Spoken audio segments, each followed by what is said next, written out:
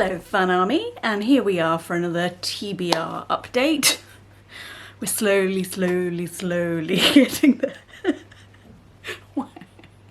No, it's fine. It's all good fun. Like, this is the thing.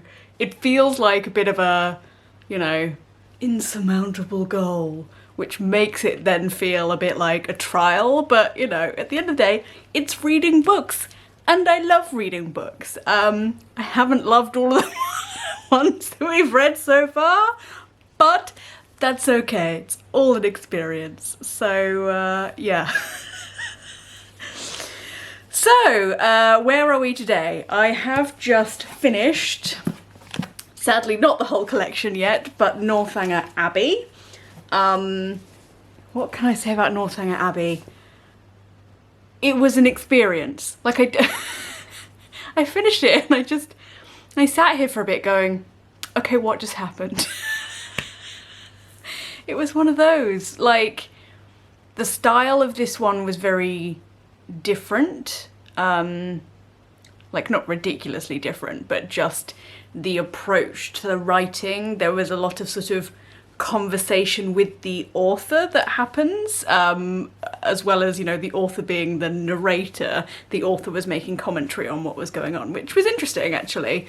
But within that, it was almost then a bit like it was a short story, like, oh, as the author, I've just decided to, like, pen this little thing, just looking at little excerpts of this person's life, and that's all it is. So you meet the central character, Catherine. She's one of many children. And you don't really, like, you see little bits of a few of her siblings, and mostly one of her elder brothers, James. But even that is still very brief. But yeah, you're mostly just following Catherine in these key little pockets of her earlier life.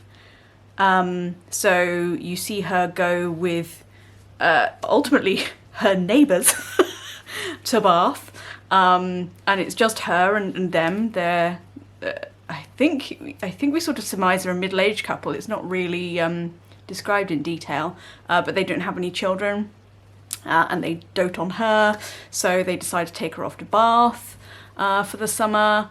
I think it was for the summer. This is the other thing. The time period was really confusing to me, because as I say, there are these various pockets of time where she goes places, and I was like, oh, this has been a really lengthy time she's been here, and then they're like, oh, it was only 3 weeks. You're like, oh, okay. So much has happened in just 3 weeks. Okay. So yes, so she goes off to Bath, she makes a new friend, she goes to a few balls, doesn't really meet anyone at those balls until she meets a particular chap, Mr. Tilney, who she thinks is the awesomest. So then there are interactions with the Thorpes. So the friend she made was from the Thorpe family, so she gets to know that wider group of people. There are, again, several children there. And then she gets to know the Tilneys as well. But you don't really, there are like one or two other people who float in and out of this particular grouping, but otherwise it's just very centred on these little pockets of people.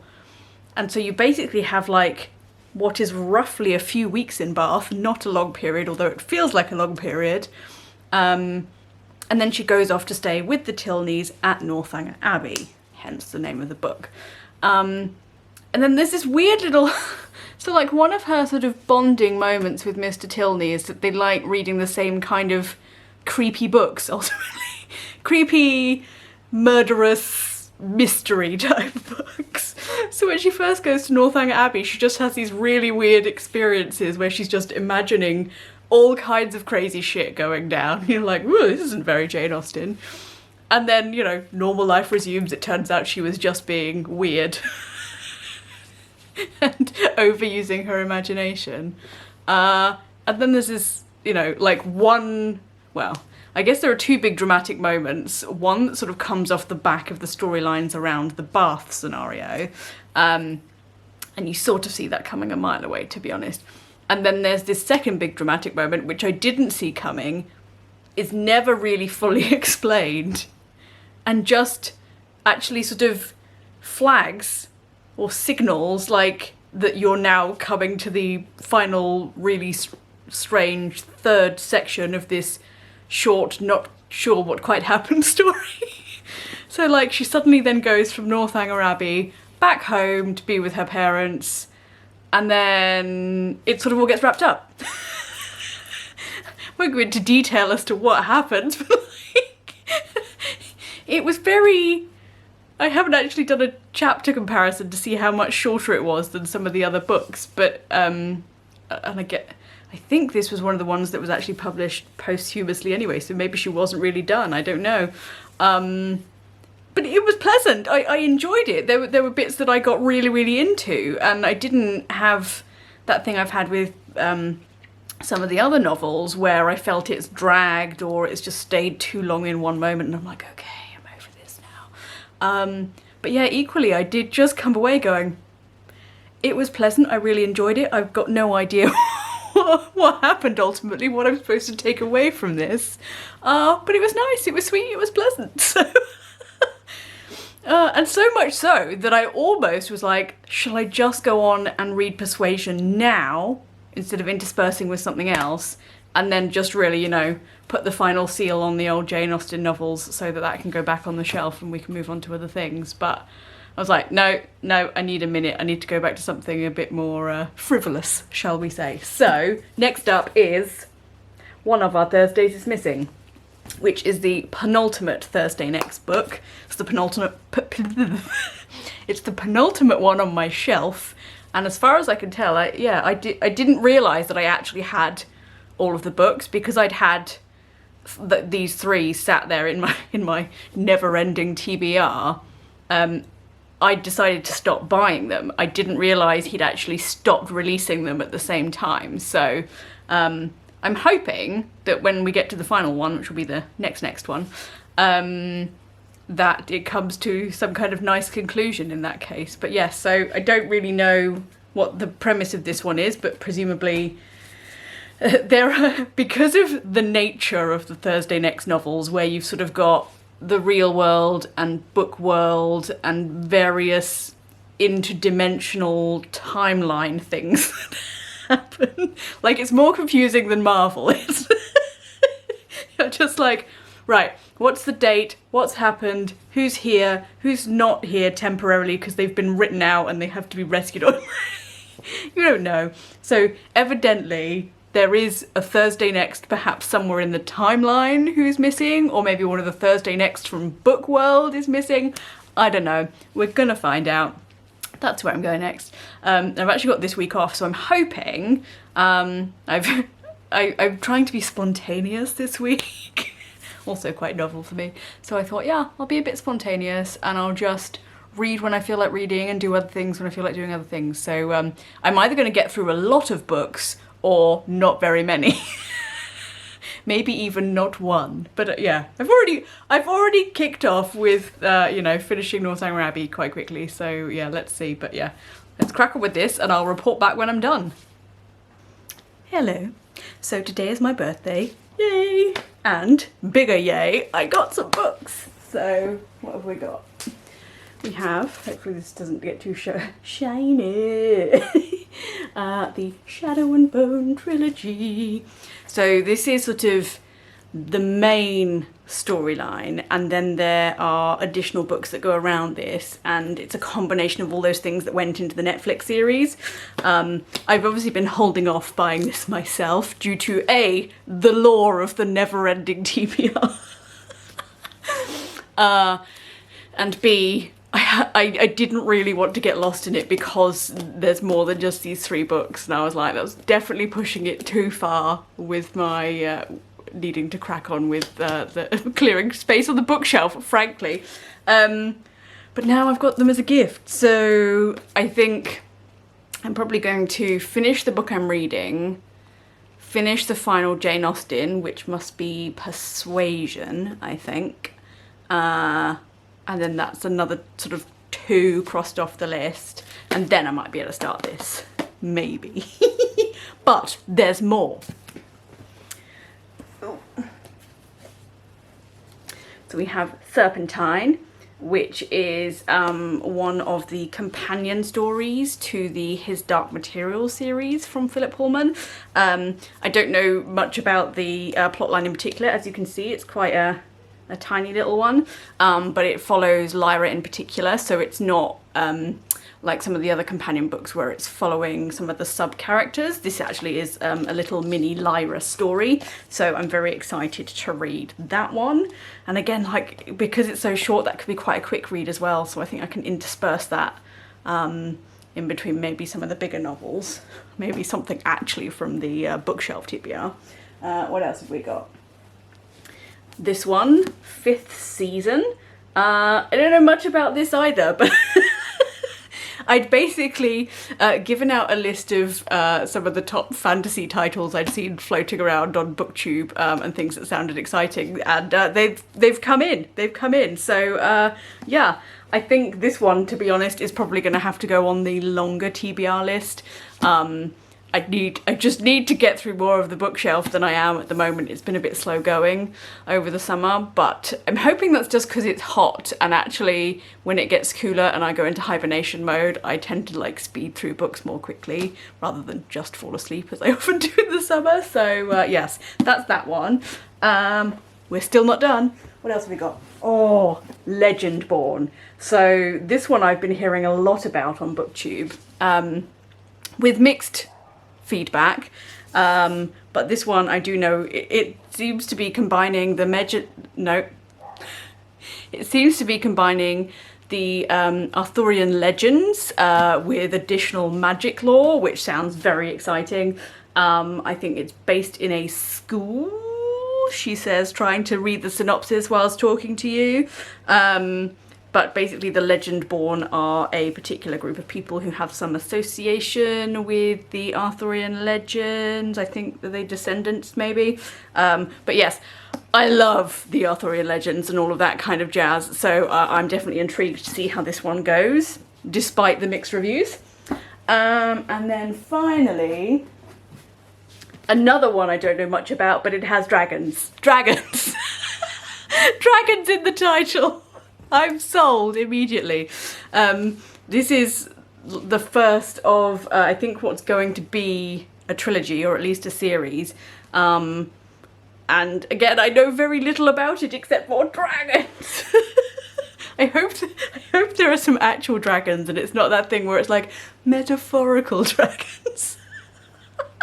But look, there's an actual picture of a dragon right here, but on sort of like almost like a tribal, like an African tribal shield.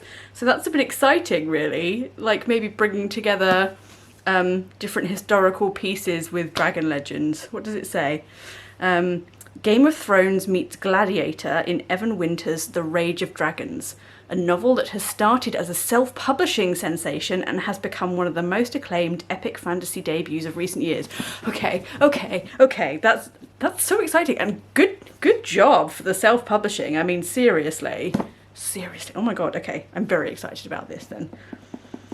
How do I choose? How do I choose what to do, and how do I intersperse this with the TBR? I think, actually, do you know what? Interspersed is the right word. I think the main thing is not to beast through these all at once. I need to just intersperse them with the TBR ones and maybe some of the slower TBR ones, so that then I've got a bit of excitement in between.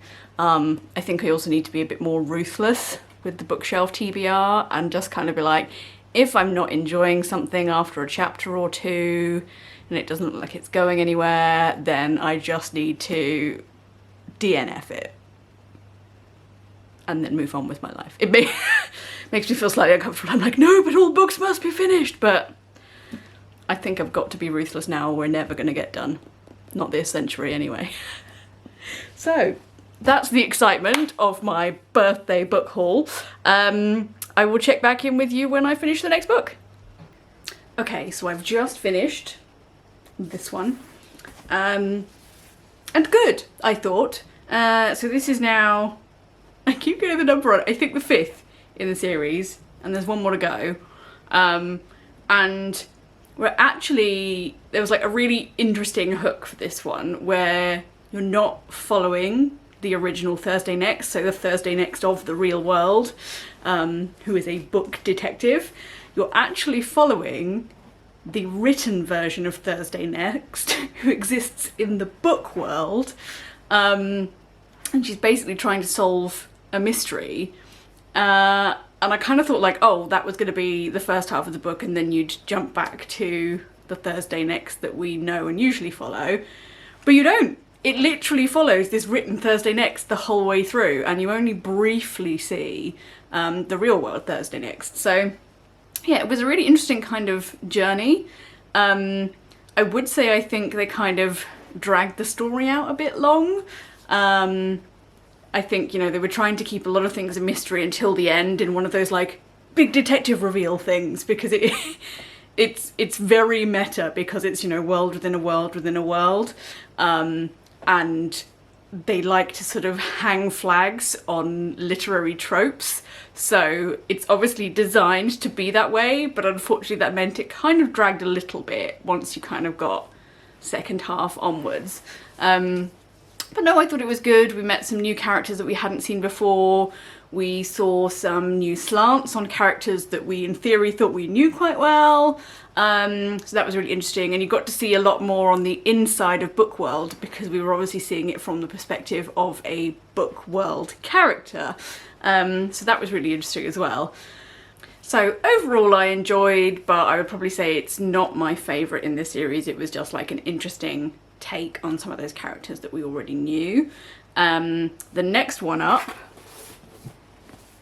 The Woman Who Died a Lot. I don't know anything about the plot of this either, but this is the final one in the series, or as it stands at the moment. So I think I'm going to go straight onto that, because there are so many other books to do. I still have to do the final Austen, so I think if I can finish off this series, then jump back to the final Austen, and then jump back into the TBR, that's probably going to be the best way of doing things while I'm in the zone, and hopefully this next one will be a lot quicker. Yeah, I literally know nothing about the plot other than... So, bearing in mind it was the last one he wrote, and what was the published date?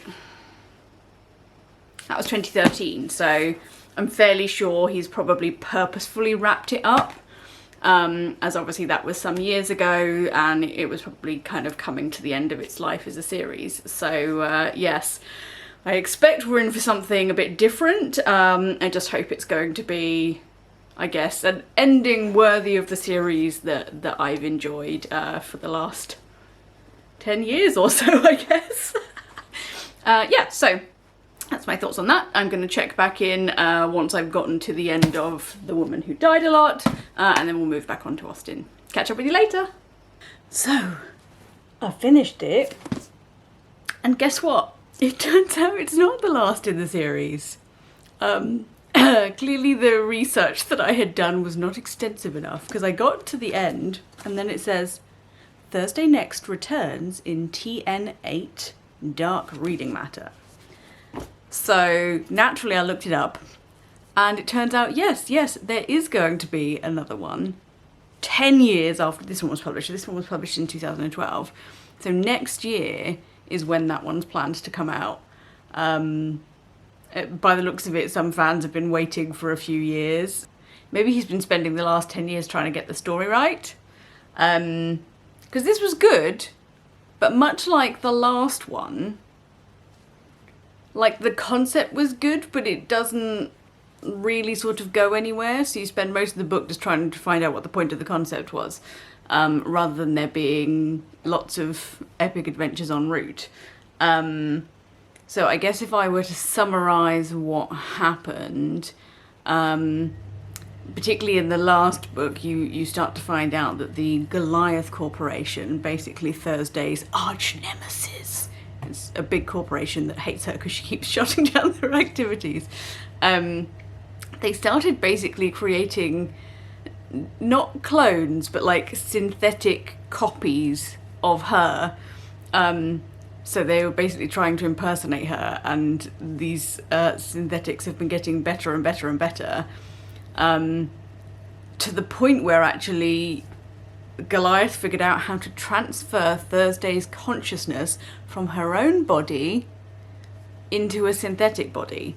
And they've not just been doing it to Thursday. So really this book kind of centres around that concept, why Goliath were trying to figure that out as a thing, why they were using Thursday as a test case, and what their ultimate, like, evil plan is.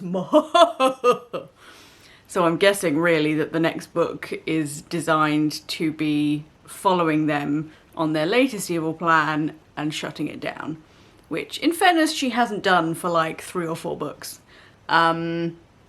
So it's that thing now though, I'm so far into the series that if he does release this new one, I probably am gonna have to read it, even though I'm a bit like, you're stretching your stories a little bit now.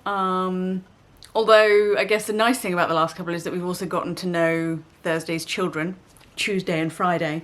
And I would kind of like to find out what happens to them. But, you know, depending on where it goes in the next one, they may or may not feature as heavily as they have done in the last couple of books. So we'll wait and see. Anyway, like, overall I enjoyed. It was a nice quick read. But yeah, probably not as good as some of the earlier ones. So next, I'm back on to Austen, the final Austen book in the compendium, which is Persuasion. I've read the first few chapters already, and I'm not going to lie, it's been a pretty dry start. We're just starting to learn who the key characters are, and I'm still not quite sure who we're going to be following, because there are 3 daughters in this one, an Elizabeth, an Anne, and a Mary.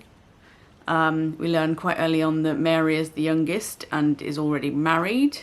Elizabeth, the eldest, is 29 and not married, which pretty unusual for those times, but she's apparently still very handsome and very eligible.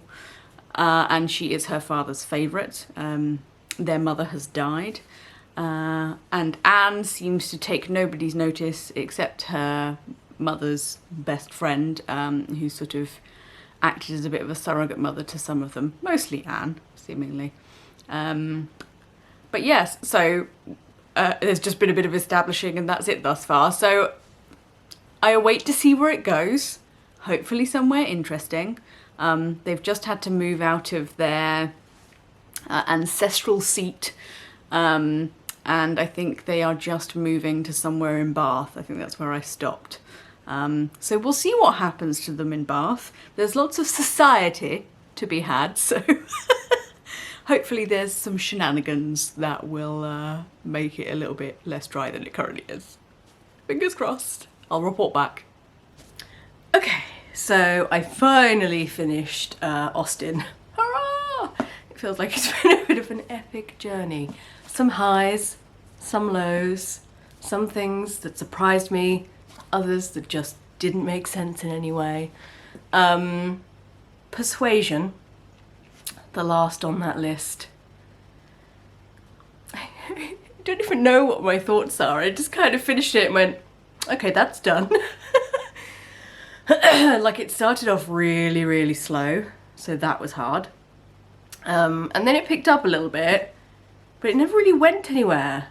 Like, you meet lots of different characters, but it's essentially about this one girl and this one man and what eventually happens to them, and then sort of what happens around them both. It was very much like almost just an observance of life. What I did think was interesting was actually that the main leads, so like the eldest girl in the family and the main lead that we're following, Anne, were both in their late 20s. So, you know, there's obviously quite a lot, both just from around that time, and in some of the earlier Austen novels about, you know, once you get above like 1 and 20, you're practically on the shelf. So it was nice to really kind of have a bit more of a focus on a story from that period that wasn't just about like, oh, you're on the shelf now. In fact, it was quite specifically about not being on the shelf, which was, you know, nice, interesting, different. But yes, a strange one, quite short, quite matter of fact. Didn't love it, didn't hate it. What you gonna do? So now that's done, it means I'm on to the 12. So, was that backwards? That way, that way, that way, that way. So this is the second book in the trilogy from Justin Cronin, the Passage trilogy. And if you watched my bookshelf TBR, you will have heard me talk a little bit about the Passage. At least I'm sure I did. So basically the copy of the Passage that I've got is like it's not pre-edited. It's like a manuscript copy that wasn't quite the final version, basically. So it took me a very long time to finish it. I don't actually, so this one's quite fat, right? But I don't actually know what the final fatness, the final fatness. I don't know what the final, final fatness. No, I don't know what the fatness was of the final version of the Passage, but the version I have is like that fat. So it took a really long time to get through, and it was very confusing. And I'm not sure if the final version was less confusing than that. But I was kind of like, I've got parts 2 and 3 of this trilogy to get through. I'm not sure I can take the pain of rereading that without knowing if I'm actually going to love the trilogy as a whole. So I just reread the synopsis online. I was like, oh yeah, okay. So that kind of reminded me of what was happening. And I have started reading this now, right?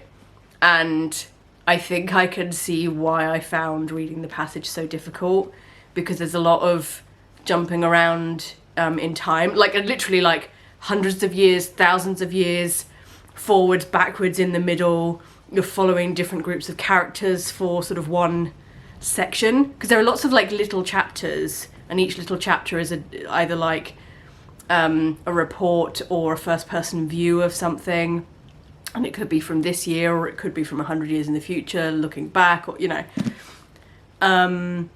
so there's a lot happening in each individual section, shall we say, and then each section sort of focuses on a different part of what's going on, as far as I can tell. So I'm imagining now that basically my not final version of the Passage was that, and probably a lot more confusing than the final version, I guess. That's what I'm going with.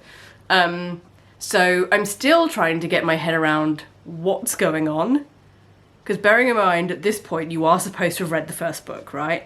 There's still a lot of like explaining of bits of things that have happened and at what point in time, and how this relates to the main character Amy, and how this relates to the 12, who are basically, I guess, long story short, let's do a quick plot synopsis. So I don't know what the main synopsis of this book is, but the outcome of the Passage is that some experiments were done, and ho, shit went wrong.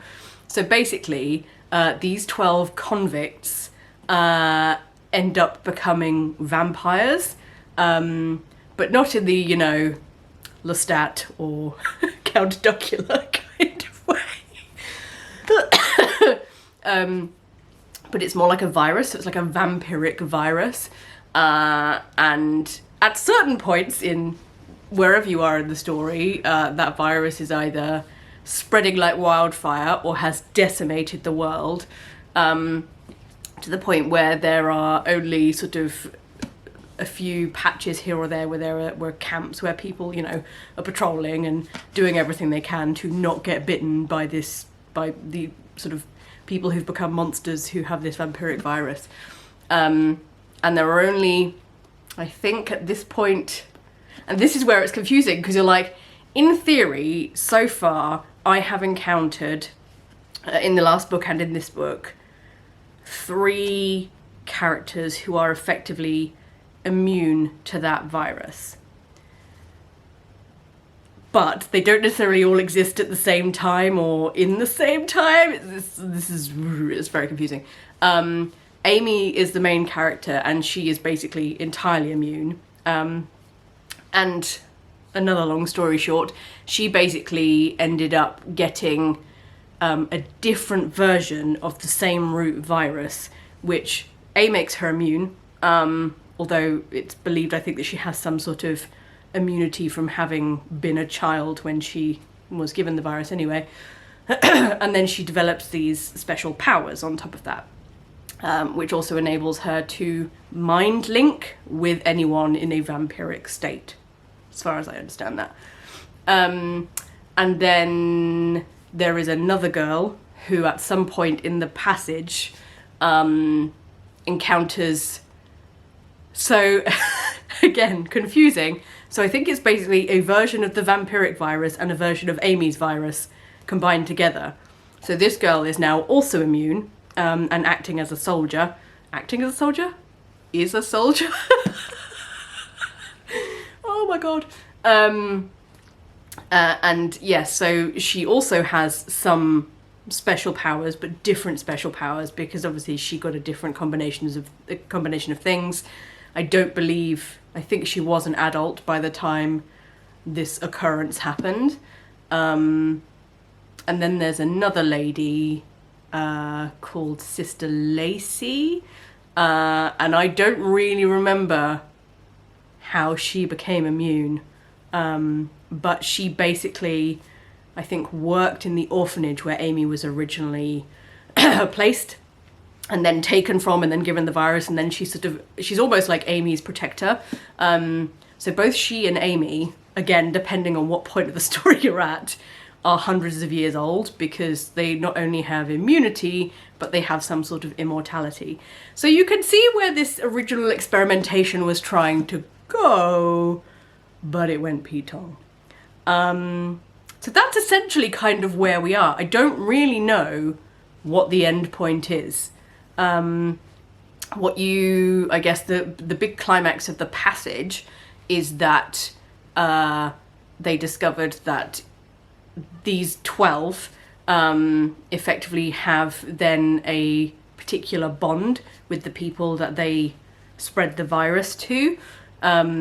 So if you kill the source, then all of the people they are linked to also die, or are released, shall we say. So the nastiest of the convicts, and the nastiest of the vampires, as would make sense, he, as far as we know, was killed at the end of the passage, and all of his then followers or children, I guess, all also were released and then died. So the crux then of the 12 is that a group of people, a very small group of people who are trying to fight back against ultimately what is the end of the world, because apocalyptic vampire virus, are setting out to try and kill then the rest of these original convicts, because if they kill them, then all of the people that they've bitten and their followers, etc., will all be freed / dead.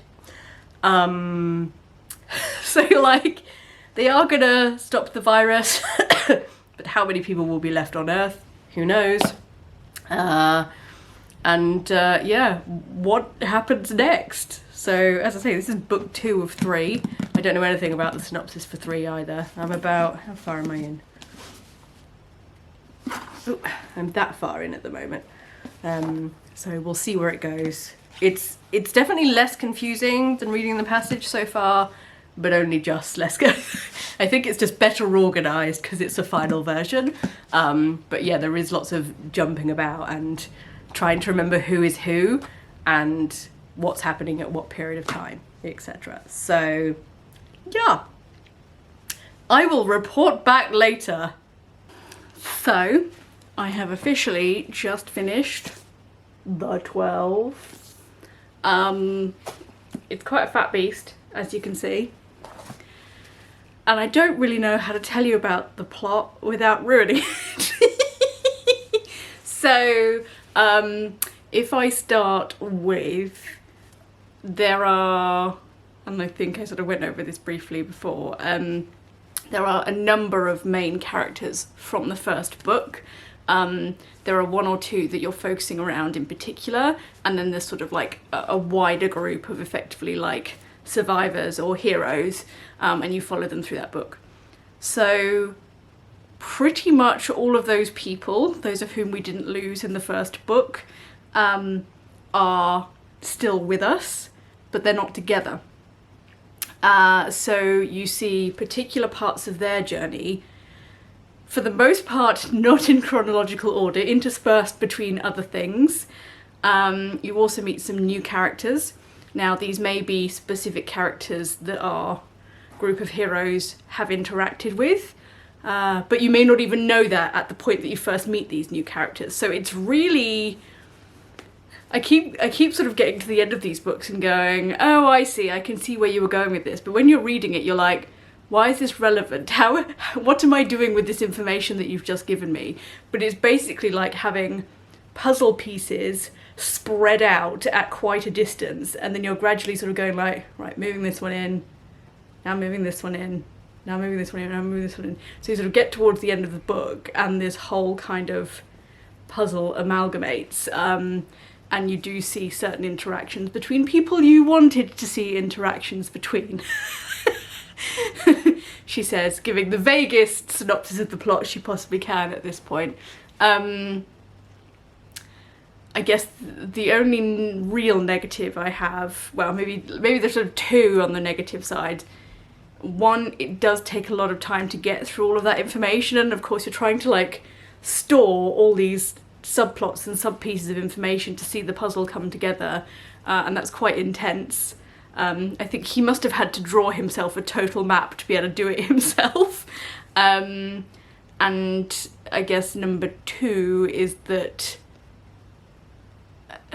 as we got to the centre of the puzzle, I would say there were some bits that were a little bit anticlimactic. There were some bits that were a little bit obvious.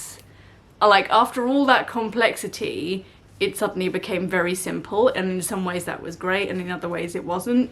And then, of course, you're left with a few little overhangs of things not wound up because we have the third book in the trilogy to go. So, overall, actually, I really enjoyed it. I think especially because when I originally read The Passage, it was quite a long time ago, and I remember finding it very confusing, and I wasn't sure if that was because I had a manuscript, like an unfinished manuscript version, or just because it was very confusing and complex. So I can see how that would have happened now that I've done that one. So I think because I'm in the zone, I'm going to go straight into The City of Mirrors, which is that third and final part of the trilogy. So I've purposefully not looked at the back cover. Well, there are bits of knowing what's gonna happen, or rather knowing what the connecting thread will be, because that's where we left things at the end of the 12, but otherwise I pretty much know nothing about it and don't want to know. I want to discover as I read, so I'll report back on the other side of that. So it is done. So you know how when I finished the second one in the trilogy, I was wondering what could possibly be contained in this book and where it was going to go based on where the second one ended up? Nowhere. Nowhere is the answer. Look how fat this is. It's a lot of fatness to go nowhere. I didn't hate it, and I was actually quite pleased at the beginning because there was a really interesting section where you went through the backstory of well, I was about to say one of the initial carrier of the virus, and you sort of hear how he gets from A to B, but like they then didn't use really any of that information. It was just, here's a lot of things you want to know about this guy, and then they sort of tried to pull it back in to frame the ending of the book, and it just, for me, it was a lot of blah blah between two things you were trying to connect that you then didn't connect very well. So that was a bit of a disappointment. So, to be honest, it's almost like he ran out of steam for this one. I mean, he obviously didn't run out of steam in terms of writing a lot of words, but I think in terms of the narrative arc, I mean, and there were moments, in fairness, in the first two books where I did just feel things could have been a bit more concise than they were. There's detail in areas where you need it, and then detail in areas where you don't need it, which I think has extended all of them far beyond what I personally needed in this story. So yeah, and without giving the plot away, what roughly happens is we're following that main cast of characters again, and what's happening to them in this particular period. I think how many years have gone past? Like about 20 years have gone past since we left them at the end of book 2. And some of them are in similar places to where they were, some of them are in very different places. So sort of throughout the course of the book you find out what's been happening to them in between, but there's no sort of like cliffhangers or will they come back together or any of that kind of thing like you had in the previous one. It's more just a statement of fact of where they are, what's happening 20 years on, how everyone's grown up, because obviously some of these characters had children, so those children have now grown up and got children of their own and things like that. So it's a little bit day-to-day-ish in terms of, okay, this is where we left them, this is where they are now, here's a bit of backstory on the original Viral, and what happened to him. So there's quite some chapters on that. Then there's kind of a lot of puff. It's almost like, so again, without sort of giving away the plot, there is a decision to be made, and it's not quite a collective decision, but everyone has to take their own view on this decision and make their own decision. So a lot of that middle part of this book is making the decision for the individual members of that group, and again the sort of side characters who weave in and out. But it's all very like surface level. Trying not to get in complaining and just explain the plot roughly. So yeah, and then it gets to a point where whether they've made a decision or not, their hand is forced. Then there's a bit of a climax. And then there's several chapters after the climax where, in fairness, he does try and round off all of the storylines, which is good. I just rather wish actually he'd spent less time on the middle puff and a bit more time on that actually, because there are some really interesting sort of finishes, and then the final finish actually was a bit blah in the end. So yeah, that's the best way I can summarise this plot, is a few things happen and then he tries to tie everything off. Not the best explanation, but to be honest, not the best book. So sorry, this one is defo going in the charity bag, and hopefully someone else will find it interesting. So yeah, but the good news is that's another bunch of books down from our TBR. I'm looking at the shelf and there is some space now on the shelf, which is good. I did also gain some new books for Christmas, but that's no bad thing. So I think next I'm going to head for something light. I say light, maybe quick and easy is perhaps a better way of putting it. I think I'm going to start with Neil Gaiman's Norse Mythology and see how that goes. But that will be for a later video, because I'm going to wrap this one up here. It's quite enough to be going on with, I think. So yeah, if you've read any of the books that I have mentioned today, please come in, let me know your thoughts. If you've got any recommendations for me, please also let me know, because now I've made space on the shelf, there's room for more stuff to come in.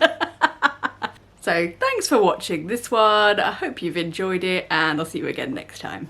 Bye!